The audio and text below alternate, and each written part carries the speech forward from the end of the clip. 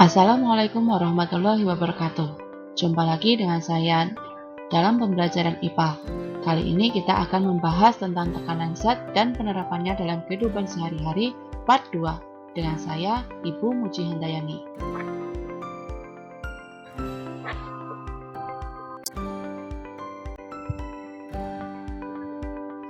Tujuan pembelajaran kali ini adalah memahami hukum Pascal dan penerapannya, memahami fenomena tekanan pada gas, mendeskripsikan proses pengangkutan air dan nutrisi pada tumbuhan, memahami tekanan darah pada sistem peredaran darah manusia, memahami tekanan gas dalam sistem respirasi atau pernafasan pada manusia.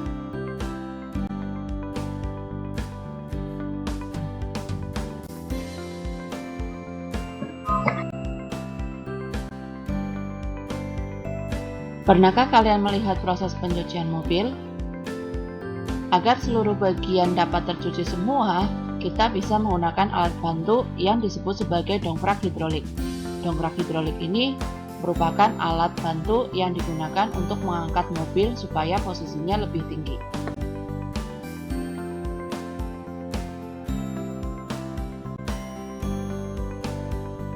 Bagaimana prinsip kerja sebuah dongkrak hidrolik?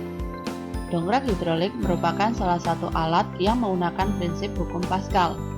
Pada sebuah dongkrak hidrolik terdapat dua piston atau pipa pengisap yang memiliki ukuran yang berbeda, yang di dalamnya terdapat zat cair atau fluida.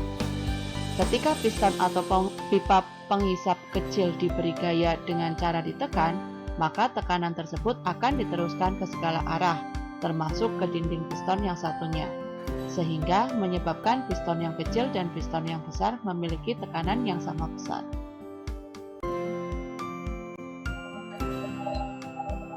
Pada sebuah dongkrak hidrolik terdapat dua piston yang memiliki ukuran yang berbeda. Pada piston pertama memiliki ukuran luas penampang A1 dan pada piston kedua memiliki ukuran luas penampang A2. Jika pada piston pertama diberi gaya sebesar F1, maka pada piston kedua akan menghasilkan gaya sebesar F2. Tekanan pada piston pertama dan pada piston kedua memiliki nilai yang sama besar.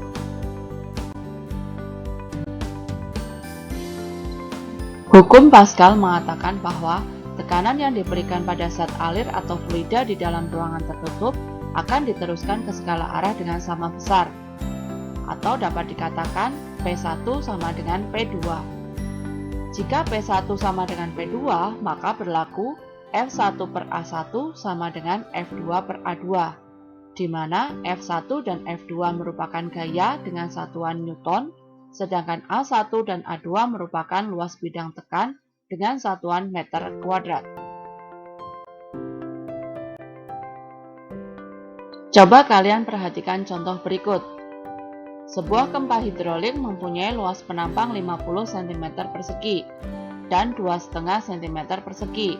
Jika ada tekanan dengan gaya 200 Newton pada penampang 50 cm persegi, berapakah gaya yang bekerja pada penampang 2,5 cm persegi?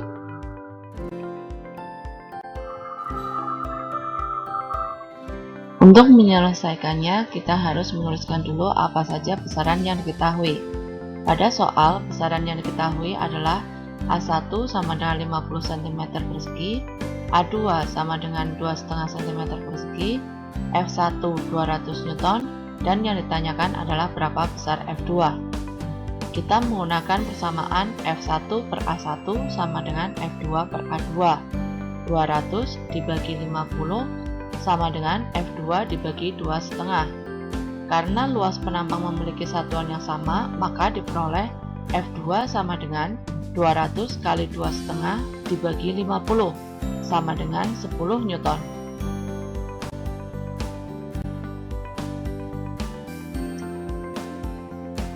Hukum Pascal dalam kehidupan sehari-hari terdapat pada alat bantu seperti dongkrak hidrolik, rem hidrolik, mesin hidrolik pengangkat mobil, dan juga pompa sepeda.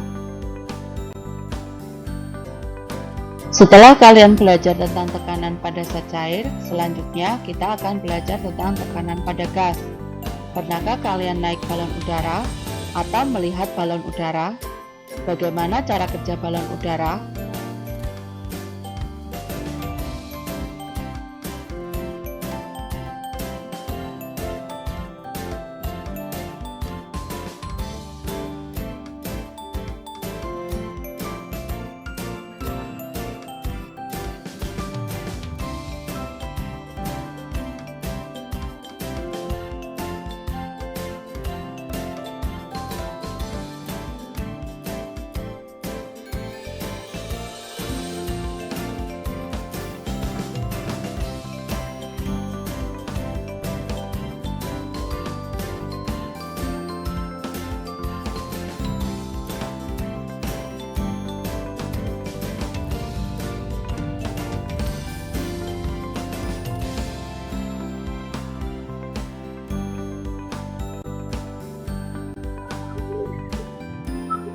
Ketika balon mulai dipanaskan, maka udara di dalam balon akan mengembang, mengakibatkan berat keseluruhan balon menjadi lebih ringan dibandingkan gaya ke atas oleh udara di luar balon, sehingga balon dapat terangkat ke atas.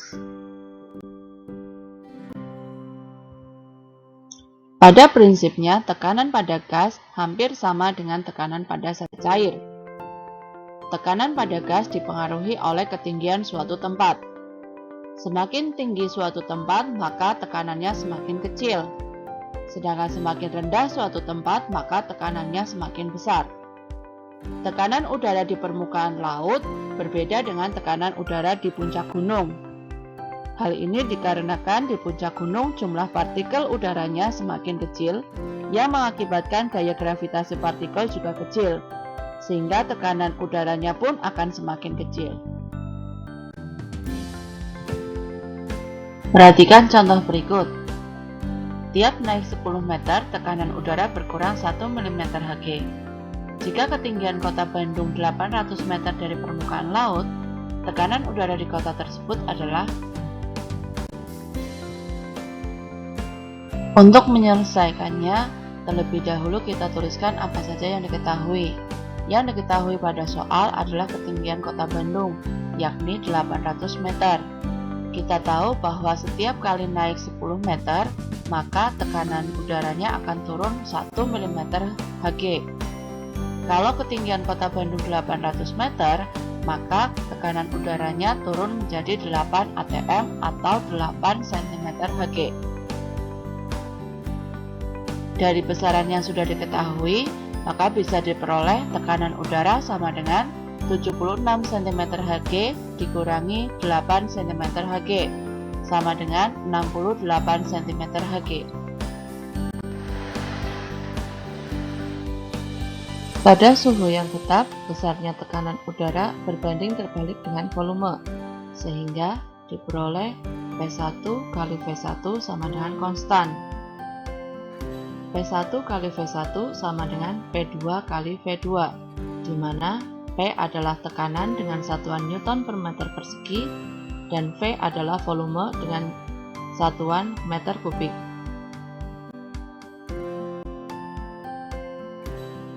Perhatikan contoh berikut. Volume udara di ruang tertutup 400 liter dengan tekanan 6 atm. Bila volume dijadikan 300 liter dengan suhu yang tetap, berapakah tekanan udara dalam ruang tersebut?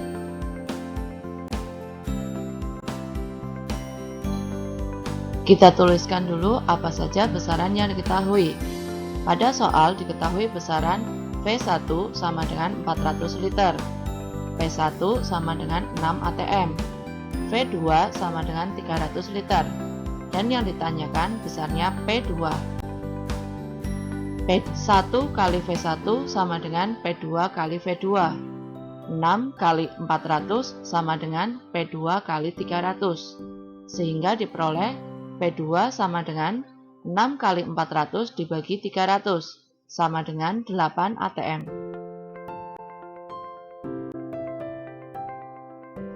Aplikasi atau penerapan tekanan dalam kehidupan sehari-hari dapat dilihat dari peristiwa pengangkutan air dan nutrisi pada batang tanaman.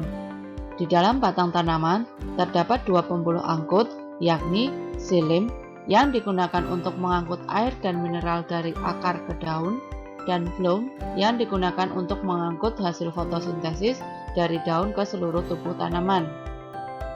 Air dari tanah akan masuk ke dalam sel tumbuhan melalui rambut akar secara osmosis dan difusi.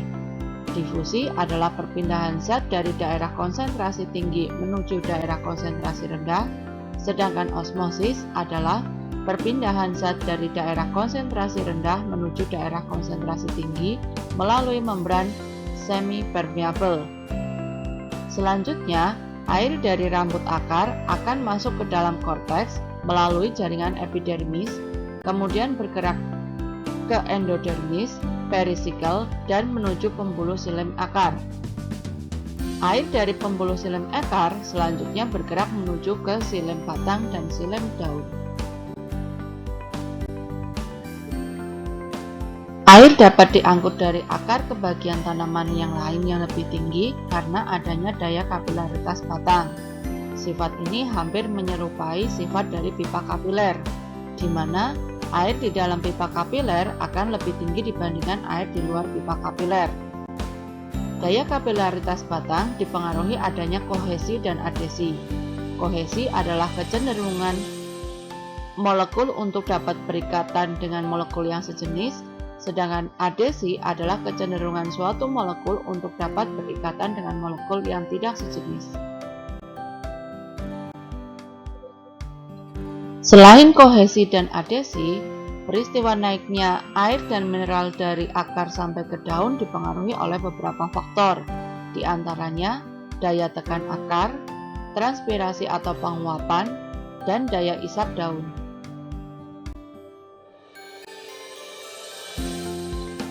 Selain proses pengangkutan air dan nutrisi pada tanaman, tekanan darah pada sistem peredaran darah manusia juga merupakan aplikasi atau penerapan tekanan dalam kehidupan sehari-hari.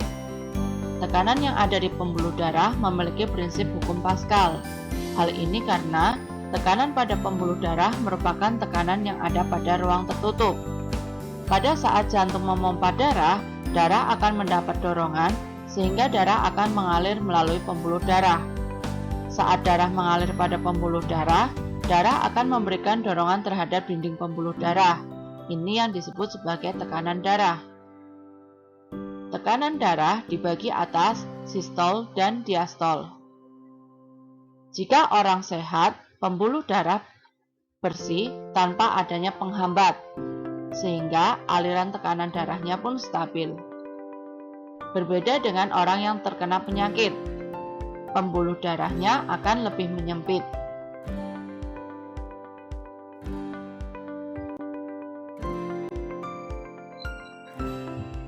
Penerapan tekanan pada kehidupan sehari-hari selain yang di atas adalah tekanan gas dalam respirasi atau pernafasan pada manusia. Di dalam alveolus terjadi pertukaran gas antara karbon dioksida dan oksigen. Pertukaran gas pernafasan antara karbon dioksida dan oksigen terjadi secara difusi karena adanya perbedaan konsentrasi parsial pada masing-masing gas, sehingga setiap gas memiliki tekanan parsial yang berbeda. Tekanan parsial yang dimaksud adalah tekanan karbon dioksida dan tekanan oksigen di dalam darah. Gas berdifusi dari tekanan parsial tinggi ke tekanan parsial rendah. Tekanan parsial oksigen diberi simbol PO2 dan tekanan parsial karbon dioksida diberi simbol PCO2. Ketika kita menghirup oksigen, tekanan oksigen di luar tubuh lebih besar dibanding tekanan oksigen di dalam tubuh, sehingga oksigen terdorong masuk ke dalam tubuh. Setelah oksigen masuk ke dalam tubuh, selanjutnya oksigen akan menuju ke alveolus paru-paru. Pada alveolus paru-paru, tekanan oksigen lebih tinggi dibanding tekanan karbon dioksida, sehingga terjadi pertukaran gas. Oksigen akan masuk ke dalam pembuluh darah dan bergabung dengan hemoglobin pada sel darah merah, membentuk oksihemoglobin. Oksihemoglobin akan bergerak menuju jantung, yang selanjutnya akan diedarkan ke seluruh sel dalam tubuh. Di dalam mitokondria atau sel tubuh, tekanan CO2 lebih tinggi dibandingkan tekanan O2, sehingga CO2 akan berdifusi dari dalam sel keluar tubuh, sedangkan oksigen berdifusi dari luar sel ke dalam sel tubuh. Karbon dioksida yang sudah keluar dari sel selanjutnya masuk bergabung dengan sel darah merah menuju jantung, dan selanjutnya menuju ke paru-paru. Pada alveoli paru-paru, tekanan karbon dioksida lebih tinggi dibandingkan tekanan karbon dioksida di luar tubuh, sehingga karbon dioksida terdorong keluar. Peristiwa ini terjadi ketika kita menghembuskan karbon dioksida atau yang disebut sebagai fase ekspirasi. Untuk pembelajaran IPA kali ini sampai di sini dulu ya. Terima kasih.